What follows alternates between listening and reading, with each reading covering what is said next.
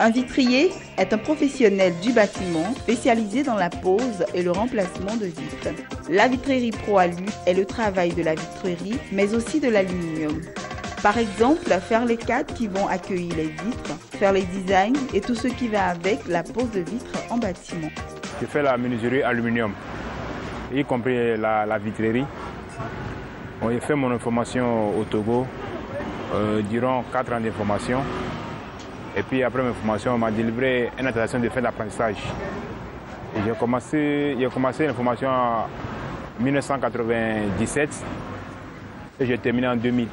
J'ai fait aluminium vitrier, Polo Alu. J'ai commencé en 2000. Mais aujourd'hui, ça me fait 14 ans que je suis dedans. Comme tout métier, celui du vitrier nécessite une formation, mais qui n'est pas obligatoire de faire dans une école spécialisée. Avec de la volonté et du courage, un bon apprentissage sur le tas peut faire l'affaire. Bon, je ne suis pas là à l'école pour ça, mais j'ai appris ça sur le Libanais, mais je n'ai pas parti à l'école pour ça. J'ai fait au moins 6 ans d'apprentissage pour ça. Et puis maintenant, au Libanais, il m'a pris pour aller à l'intérieur. J'ai fait au moins 3 ans au Gabon. Au Gabon, quand je suis revenu en Côte d'Ivoire maintenant, c'est ça, même le Libanais m'a pris pour aller, au Japon. Au Japon, maintenant, j'ai fait au moins 3 ans aussi là-bas. Là-bas, maintenant, quand je suis venu en Côte d'Ivoire, je vois que si je fais ça, les autres pays, ça m'arrange. Si je vais faire ça chez moi en Côte d'Ivoire, je sais que ça peut m'arranger. Donc, j'ai fait tout ça, j'ai fait au moins 10 ans. Il faut au moins 10 ans d'apprentissage. Pour mener à bien son travail, le vitrier utilise quelques outils que des éventuels intéressés doivent s'approprier. Cette machine, avec des rallonges, avec des tournevis, les pinces, les marteaux, une caisse à outils pour faire les travaux personnels. Quand je suis rentré en Côte d'Ivoire, bon, j'ai travaillé certaines personnes d'abord, puis j'ai économisé un peu d'argent. Bon, ici, j'ai démarré avec une somme de 2 500 000. Parce qu'il me faut des matériels et puis les cautions du magasin pour pouvoir m'installer. J'ai pris au moins 500 000 francs pour commencer. Au début, j'ai négocié le magasin, j'ai payé le magasin 450 000. J'ai payé le magasin, loyer, tout. L'hôtel m'a dit 600 000, mais j'ai négocié, il m'a donné 500 000. Mais même mon machine qui est là, tout ça, j'ai payé tout à 1 million et quelques. Mais tout. À force, ici, j'ai dépensé 1 450 000. Je me suis installé depuis en 2009. Les vitriers sont responsables de la planification, de la prise de mesure, de la découpe ainsi que du traitement et du montage des objets en vitre. Ils travaillent ces matériaux pour en faire des produits de grande qualité. Leur domaine d'activité englobe en particulier l'aménagement intérieur, vitrage de douche, fonds muraux de cuisine, portes et fenêtres vitrées pour ne citer que cela. Pour faire des fenêtres vitrées dans le domaine du bâtiment, le processus est long et peut durer 2 à 3 jours maximum pour 10 fenêtres, depuis le découpage de vitres, la fabrication de l'aluminium pour les cadres jusqu'à la pose. Pour qu'on doit réaliser une surface comme ça, on a les matériels. Notre barre d'aluminium, ça fait 5,85 m. On a la dimension devant nous. On installe la machine. Et maintenant, on envoie la barre, on découpe. Quand on découpe, après le découpage, on coupe ça. Ça, c'est une cognée pour faire l'assemblage. Bon, après l'assemblage, maintenant, on finit. Il y a un certain matériel qu'on appelle le parclose. C'est lui qui va, quand on met la vitre à l'intérieur, après ça, on met le parclose. Après le parclose, maintenant, on met du joint de vitrage. Protection contre la pluie, pour l'étanchéité d'eau. Bon, après, on va sur le chantier. On pose, quand on place dans le mur, on doit faire les trous de pose. Quand on fait les trous de pose, quand on perce le mur, on doit mettre des chevilles. On met des chevilles, après les chevilles, on met des vis. Après le vis, on finit, on pose tout, on fait le masquage. L'étanchéité, on fait le masquage pour que l'eau, quand il pleut, l'eau ne filtre pas dans la maison. Bon, après ça, c'est fini. Cette surface, je peux dépenser au moins 210 000 à 220 000 par exemple. Et je peux avoir un bénéfice de 30 000 à 40 000 dessus. Oh oui. Mais c'est dans le bénéfice que je vais enlever le transport aussi. si ce n'est pas beaucoup, si c'est au moins 10 comme ça, 2 jours, on finit. On finit de monter tout, on fait tout le cadre, on monte tout le cadre aujourd'hui. Demain, on met tous les 8 et puis 2 jours, 3e jour, on s'en pose. Bon, souvent, ça dépend de la quantité du travail. Et souvent, ça dépend du travail qui est en face de nous, quoi. Oui, le travail qui est en face de nous. Il y a les travaux qui sont dus et les travaux qui ne sont pas dus. Bon, si le travail est un peu dur, on doit réfléchir beaucoup avant de faire une forme d'architecture, des plans, et des designs, tout ça là. Bon, on prend un peu de temps. Ça dépend et puis ça dépend de la surface aussi qu'on doit aller placer certaines marchandises. Ça dépend. Ouais, ça peut arriver. Par exemple, une filette comme ça, on peut la fabriquer au moins dans 1h30. Et puis, dans 30 minutes, on peut les poser tout fini, massacrer tout, et puis nettoyer.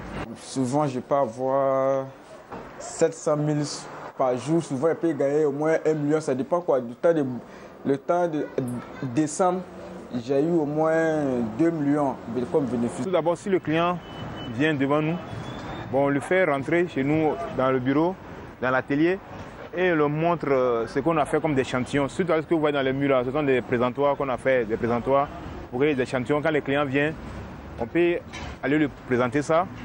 Parmi cet échantillon, il peut choisir ce qui lui plaît. Et puis seront les couleurs des aluminium. Parce qu'il y a les couleurs. On a plusieurs couleurs. Et puis, surtout la finition. C'est très important pour les clients, avoir du beau travail. Souvent, nous, on travaille selon les marchés. Si, par exemple, dans le mois, on peut avoir un chantier. Si on a le chantier, finition de chantier, si on a fini, on peut avoir au moins 500 000. 500 000, ça dépend de le marché. 500 000, 1 million, 200 000, 300 000, ça dépend de le marché.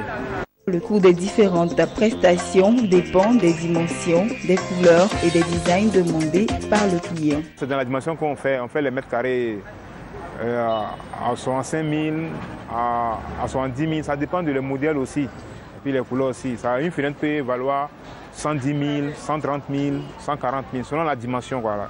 Aujourd'hui, le travail, c'est une question de chance. Ça dépend de la manière que tu travailles. Si tu travailles bien avec une bonne finition, bon, tu as la chance d'avoir des clientèles. Bon, je ne veux pas dire que bon, y a les périodes ça ne marche pas, il y a les périodes ça marche. Bon, c'est bien sûr que souvent on n'a pas de marché, mais souvent on sait dans le marché. Bon, notre domaine, il n'y a pas trop de... On pas attendre pour le moment sur une période qui dit non que ça ne marche pas ou ça marche. Si on travaille pour quelqu'un, il apprécie le boulot. Bon, il dit à son ami, bon, j'ai un gars qui fait de 7 boulots, il travaille très bien, il a une bonne finition. Au fur et à mesure, on multiplie les contacts. Bon, en décembre, j'ai fait beaucoup de boulot. En décembre seulement, j'ai fait beaucoup. Mais depuis que j'ai commencé, chaque mois, j'ai fait beaucoup de travail. Ça seulement, je m'en passe. Ça, je peux faire au moins aujourd'hui comme ça, j'ai au moins 5 chantiers à faire. J'ai envoyé les gens sur le chantier. Voilà, je connaissais bien le travail, puis je prends mes travaux au sérieux. Et puis, je ne suis pas un fou type. Quand le client me donne son argent, je dis, il vient tant comme ça pour venir poser. Seulement, zut. Je viens le faire. À côté d'Ambaché, j'ai fait chantier de au moins 8 millions là-bas, 8 millions. Maintenant, en Grèce, chez un banquier, j'ai fait au moins chantier de 3 millions en décembre. Maintenant, au Docu, j'ai fait chantier de 5 millions. Même, voilà, maintenant, même actuellement, j'ai fait un chantier de 4 millions. Je suis sur un chantier de 4 millions actuellement. Le vitrier, avec son métier, arrive à se prendre en charge et faire un bon bénéfice, bien qu'il n'existe pas véritablement dans ce métier une période de bonne affaire. Dieu merci, ce qu'on fait, ça, on s'en sort. C'est dur, mais on s'en sort. On arrive à nourrir nos petites familles, payer notre maison, payer nos magasins, avoir le transport, avoir un peu d'argent de poche. Bon, oui, ça seulement, par grâce de Dieu, ça marche. Ça marche pour nous. Aujourd'hui, nos frères jeunes gens, bon, ils ne veulent pas fournir l'effort. C'est ça qui est un peu mauvais. Parce que depuis qu'ils s'est installé ici, bon, il y a eu des jeunes qui sont venus vers moi. Comme ils ont vu qu'il y a un peu de difficultés, ils ont donné d'eau. Pourtant, la vie, il faut avoir le courage, il faut te battre avant d'atteindre certains buts. Parce que la vie n'est pas facile du tout. Mais je dis ce que je peux dire à mes frères, à mes amis, que le courage, ça paye. Et si c'est études que tu veux faire, tu prends le courage pour faire tes études et aller au bout. Si c'est le métier que tu veux faire, tu fais le métier qui va aller au bout. C'est ce que je peux leur dire. Souvent, il y a des jeunes qui viennent ici vivre et travailler. Mais quand ils viennent 1, 2, 3, ils ne viennent plus. Quand ils viennent aujourd'hui, demain, ils ne viennent plus. Donc, actuellement, j'ai au moins 2 petits.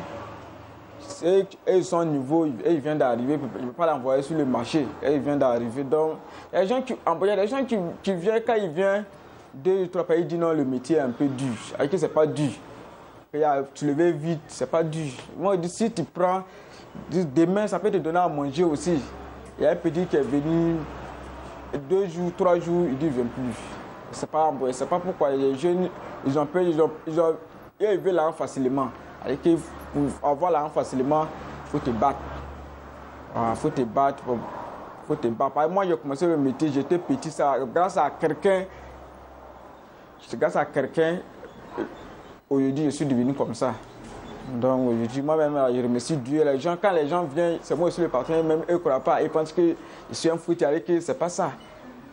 Quand les gens viennent, ils disent c'est moi le patron, et ils pensent que c'est faux. Pour devenir comme moi, il faut te battre. Si tu ne te bats pas, tu ne vas pas devenir comme moi.